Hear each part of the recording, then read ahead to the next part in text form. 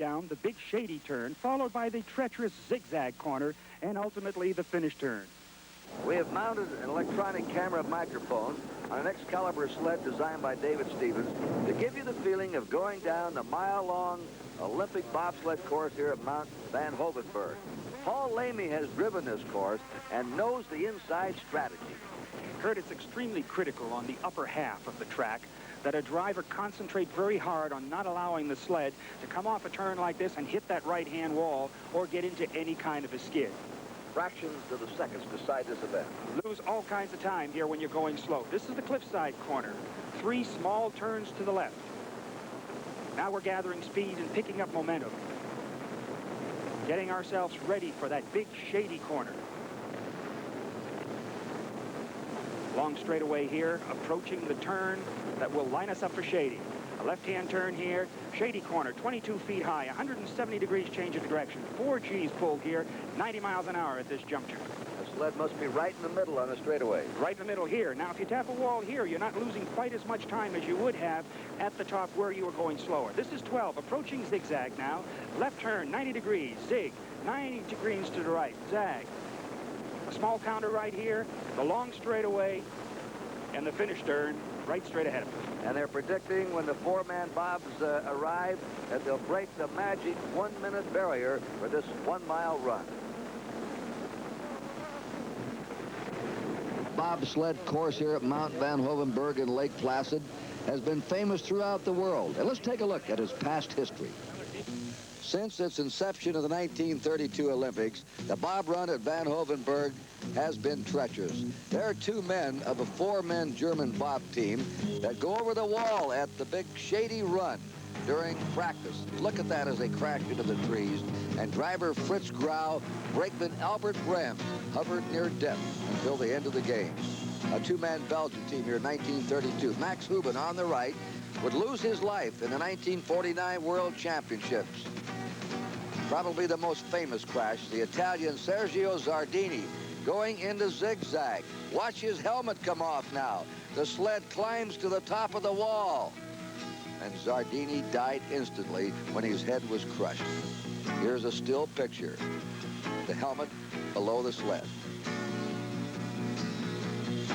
An Austrian team in 1978 in the World Championships miraculously escaped without any injury. Even though they were upside down out of the accident, they were all right. It's been crash after crash on this course in practice runs and during the season. 23 out of 29 American drivers who tried out for the American Olympic bobsled team have crashed. There have been over 60-some crashes on this course the past year and over 40 at the infamous zigzag turn. And when you say the bob run at Mount Van Hovenberg is the fastest and the most dangerous in the world, you are exactly right. Find Charlie Jones in Lake Placid for more of the 2-man bobsled trials. We're back at Lake Placid for the Olympic trials in the 2-man bobsled. After the first day of competition, Brent Rushlaw's team is in first place. Howard Siler is in second place. Bill Renton's team is in third place, and Bill Napier's team is in fourth place. This is Charlie Jones along with Gil Jones. We're ready now for the final day of competition in the 2-man bobsled. Now, Gil, the weather entirely different today than it was yesterday. It's a little bit warmer, and it is snowing. Will this slow down the track? That is a possibility, Charlie, but however, that's not the real problem. The problem will be if this snow should freeze to the driver's goggles, and on his way down, he'd have to snap these things off and lose his steering or drop his steering for a moment. That could become a very dangerous situation. The first sled up is the Navy #1 sled. The driver is Billy Renton. He is an underwater demolition expert. He has changed his brakeman. Fred Fritsch was injured yesterday. Al Ashton is his brakeman. 1, 2, 3. Billy Renton and Al Ashton. We have just been informed there has been a malfunction in the electric timer. His run will be hand timed. It will stand as their official time, but we will not have a start time or any intermediate times on this run. This team is in third place. There are only 19 1/100ths of a second out of second place. So this is a very important run to Billy Renton. And remember that top 2 sleds will make the U.S. Olympic team. This is the first of 3 scheduled heats today, along with the 3 yesterday. 6 heats scheduled. The 4 fastest times count.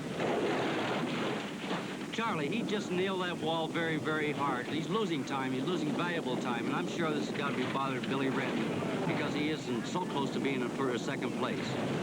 He's having a nice run out of number 15 curve. Beautiful, beautiful finish.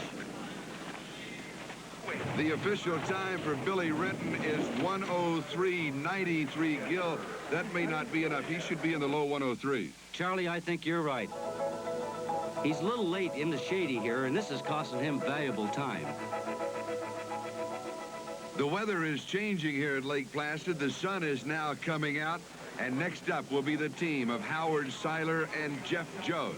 Siler, the driver, is in the insurance business. The brakeman, Jeff Jost, is a New York State trooper, and their starts have been very consistent, a key in the competition.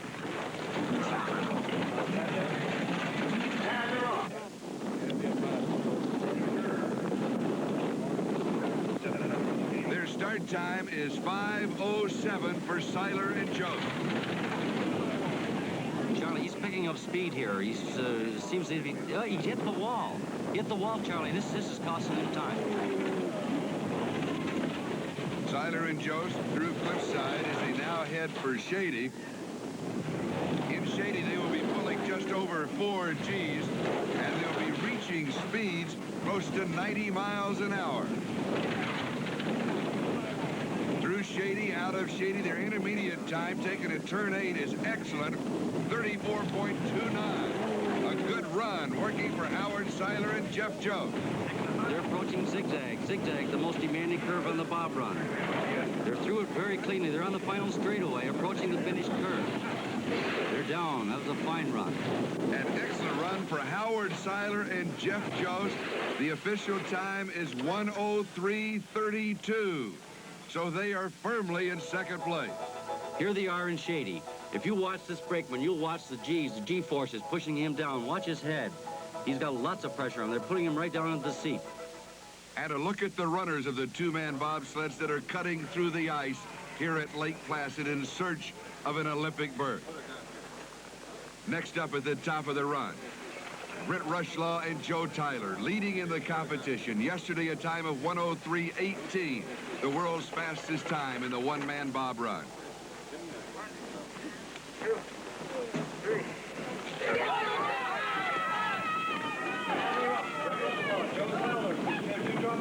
Their start time is 5:07, an identical start time to Siler and Jost.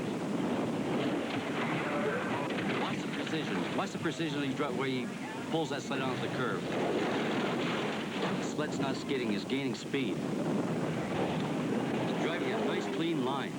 Rushlaw, the driver, a 76 Olympian, and he drove the U.S. 2-man number 2 sled to a 19th place finish at Innsbruck. Rushlaw through Shady and out of Shady. His intermediate time is 34.11. That is 18/100ths of a second faster than Howard Siler. And he's really set up for the S-turn. This is number 12 turn, which sets him up for zigzag. He's got a good zig and a good zag. This ought to be a real fine run. Through the finish line, Brent Rushlaw and Joe Tyler. Their official time is 1:03.48. They stay in first place in the competition.